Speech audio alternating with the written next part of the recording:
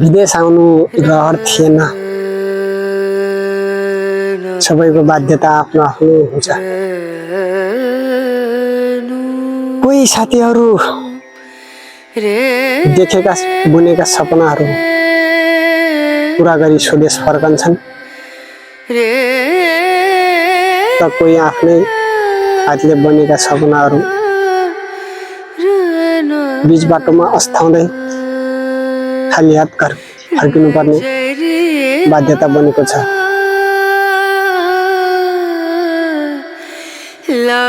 आखिर जति मेहनत गर्दा पनि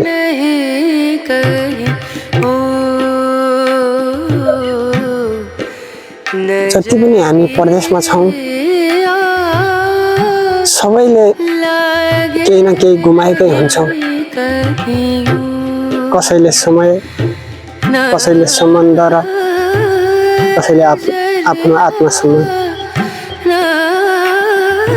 त्यो गुमाई कहिले प्रत्यक्ष रूपमा देखिन्छ त कहिले मनभित्र मौन रूपमा पोलिरहन्छ।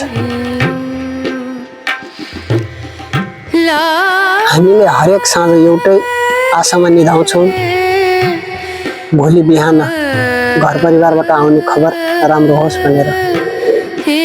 तर विडम्बना, प्रत्येक दिन कुनै न कुनै परदेशीको घरबाट दुःखद खबर आइरहन्छ, जसले मलाई अझ भारी बनाउँछ। तर आज प्रत्यक्ष रूपमा यही जीवन बाँचिरहेको छु, जहाँ हाँसो थकान मुकाउनका लागि हो र मौनता साँच्ची साथी भनेर देखिने चमकभन्दा भित्रको पीडा धेरै गहिरो हुन्छ भन्ने कुरा परदेशले मात्र होइन, परदेशीको प्रत्येक साथीले सिकाइरहेको छ। धन्यवाद।